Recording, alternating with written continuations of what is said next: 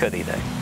Šodien mana auditorija ir Hāmaņu muižā Āgenskalnā, un es šeit devies, lai sastaptu Viestartu Vidī. Un viņš mums visiem izstāstīja par galvenajām atziņām. 5 tādas būs pavisam galvenās atziņas, pie kurām viņš ir nonācis, atjaunojot Hāmaņu muižu.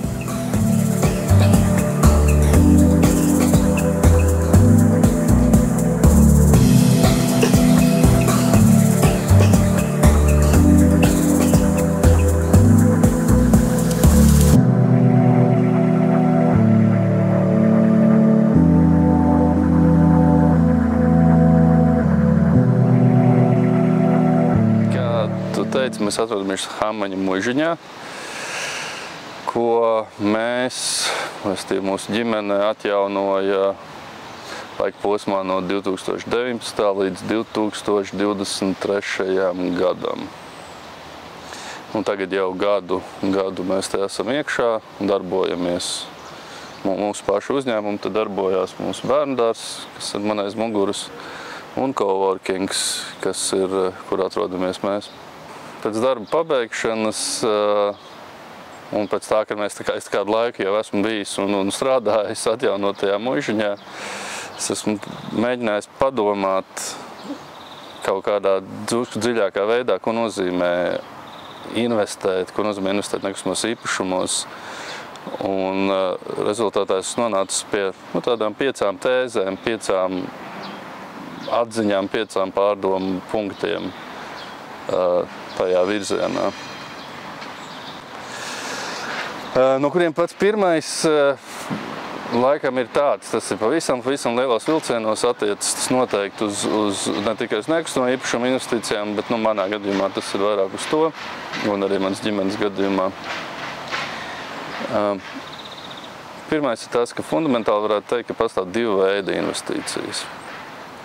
Investīcijas, kas ir vērstas uz peļņu, kā primāro virzītāju spēku, un investīcijas, kas ir vērstas uz kaut ko citu. Piemēram, kas parasti ir populārākais, uz kaut kādu vērtību. Investīcijas, kas ir vērstas uz kaut kādu vērtību, kas nav naudiska vērtība. Tā, lai būtu ērtāk par to runāt, varam to nosaukt par vērtību investīciju vai cēnu investīciju. Ja cēnu investīcijas gadījumā visu nosaka cena, tas ir primāri absolūti visos punktos. Turpretim vērtību investīcijai primāri būs citi apsvērumi nekā cena. Un, ja nodarbojas ar kādu veidu investīcijām, tad visticamāk, ka šīs 2 veida investīcijas piegājieni konfliktēs savā starpā. Tur vienmēr izveidosies kaut kāda berzēšanās, kaut kāds konflikts savstarpējs. Līdz ar to, es domāju, ļoti svarīgi ir uzsākot kaut šādu veidu investīciju projektu saprast, kurā virzienā, kura veida investīcija šī ir. Jo, ja izvēlēsies vienu virzienu un darbosies otras investīcijas tipa virzienā, sāksies milzīgas problēmas. Un, attiecībā uz Hāmaņu muižiņu jau pašā sākumā bija skaidrs, ka šī nebūs tāda tīra cenas investīcija. Tas bija skaidrs mans, tas bija skaidrs mūsu ģimenei, ka šeit tomēr būs mērķis saglabāt kaut ko, kas ir vērtīgs, atjaunot kaut ko, kas ir vērtīgs. Tā būtu tāda kā pirmā atziņa, ko es droši vien arī ieteiktu apsvērt jebkuram, kurš strādā kaut kādā šāda veida virzienos. Otrā atziņa, teiksim tā. Ir jāatzīst tas, ka attiecībā uz cēnu investīcijām, kur virzītājs spēks un vispārējais galvenokārt ir cena un peļņa, man nav pārāk lielas pieredzes ar tāda veida, tīrā veida investīcijām. Kāpēc? To man grūti pateikt. Tā kā es par to mēģināju domāt, tad varētu būt, ka man ir kaut kāda tāda dziļi iesakņojušās aizdomas attiecībā pret naudu. Bet par to domājot, es atcerējos Adins Steinzelts, bija tāds rabīns. Viņš par naudu teica, ka nauda ir kā kāpnes. Un mēs katrs pats izvēlamies pa viņām kāpt uz augšu vai kāpt uz leju. Es to attiecu ne tikai uz naudas tērēšanu, bet arī uz naudas pelnīšanu. Tomēr ir svarīgs tas, kāds ir tas process, ar kuru tu nonāc pie tās peļņas. Tās otrās atziņas tā būtība līdz ar to būtu, ka varbūt ir jāsaprot tā sava attieksme pret naudu. Vai tas ir svarīgākais, vai tas nav svarīgākais. Un, ja gadījumā nav, tad kas tad tomēr varētu būt tas svarīgākais? Tad tas noved pie trešās atziņas, kas arī ir vairāk jautājumu formā. Kam ir labums no šādas investīcijas? Ja runā par investīcijām, tad jau it kā vajadzētu vienmēr tomēr mērķēt uz to naudu, ja tāda ir tā investīcija būtība. Ar to kāds ir labums no vērtību investīcijas?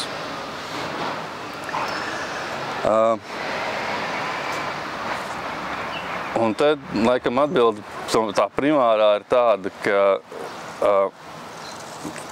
parasti šāda veida investīcijām pašam ir tas gandarījums, kas no tādām tīri naudiskām, diez vai ir tāds pats. Īstenībā labs piemērs šāda veida investīcijai ir piemēram, savu mājokļa atjaunošana vai celšana, kur jebkurš mājoklis jau arī it kā ir investīcija, bet tomēr tur, kur tiek ieguldīts tas, sauksim to tāds saimnieciskums, latviešu saimnieciskums un tā rūpe, tas rezultāts ir, protams, paši tā saimnieka gandarījums, ka viņš ir uztaisījis to, ko viņš grib. Bet ko mēs, es domāju, visi esam novērojuši vietās, kur ir šāda veida investīcijas, kur cilvēki iegulda savos mājokļos, piedomā, piestrādā un izdara vairāk nekā nepieciešams, lai sasniegtu to minimumu, ir tas, ka tas uzlabo visu apkārt, kas tur ir. Tas kaut kā pabakst arī tos apkārtējos drusku vairāk ieguldīties, drusku vairāk apdomāt. Kā ļoti labs piemērs tam ir Kuldīga, man šķiet, kur ir, lai ko varētu teikt par Kuldīgu, bet tur noteikti nav tāds tīri naudas investīciju vide. Tur ir gadu desmitiem gājuši un investējuši tieši vērtībā, tieši atjaunošanā, tieši tajā, lai būtu vide. Un tas ir kaut kā arī visus tos cilvēkus, kas tur dzīvo un kas ir, ko mēs kā tagad redzam, arī visus, kas ir no ārpuses, tomēr velk iekšā un kaut kā rada to pievienoto vērtību, kas nekādīgi nebūtu panākama tikai ar naudu. Savukārt šī atziņa noved pie nākošās atziņas, kas ir kaut kādā ziņā varbūt ir pretrunā, bet tāpat laikā viņi ir izrietoši no iepriekšējām trijām. Šīs vērtību investīcijas, viņas nekad īsti nevar paredzēt, kā viņas attīstīsies, kā viņas darbosies, kas ar viņu notiks. Jo ar cenām ir skaidrs, ka ja tu strādā uz peļņu, uz cenu, tur ir kaut kādi tirgus aspekti, spēlē lomu, kaut kas mainās, kaut kas uz augšu, kaut kas uz leju, bet nekad tā fundamentāli, nekādas tādas negaidītas lietas no tā nenāks. Turpretī no vērtību investīcijām tas arī man šķiet tāds novērojums, ka tur rodas kaut kas vairāk nekā ieguldītas iekšā. Tāda, angliski tāds termins emergent property, kaut kas, kas rodas no kā vairāk nekā kaut kas vairāk kā daļu kopsumma. Un te arī ir labs piemērs tāpat Kuldīga, kā ir pilnīgi skaidrs, ka tā kā 90. gados viņi sāka tur atjaunot to visu un sāka to taku iet. Es viņiem prātā bija tas, ka tagad mēs kļūsim par turisma tādu centru Latvijā. Par to viņi noteikti nedomāja, īpaši tādēļ, ka kuldīzniekiem šķiet joprojām cik turisti riebjās. Bet fakts ir, ka šis vērtība audzēšana gadu desmitiem ir novedis pie tā, ka tā Kuldīga ir jau tagad un kļūs vēl vairāk par tādu turismu meku Baltijā. Jo, viņi tiešām ir radījuši kaut ko cilvēki brauks skatīties un kas attiecīgi attīstīs visu pārējo. Un pēdējā atziņa ir, protams, atkal pārdoma vai jautājums. Piektā atziņa vai piektais jautājums ir, kāda ir tā pamat problēma ar vērtību investīciju. Jo, ja jau viņi būtu tik izcili, tad varētu tikai to vien darīt un neko citu. Visi. Problēma, protams, ir tāda, ka tā pieeja nav mērogojama. Nevar pastīties uz Kuldīgas piemēru un aiziet uztaisīt vēl 5 Kuldīgas. Nevar pastīties uz Hāmiņu muižiņas piemēru un aiziet uztaisīt vēl 5 Hāmiņu muižiņas.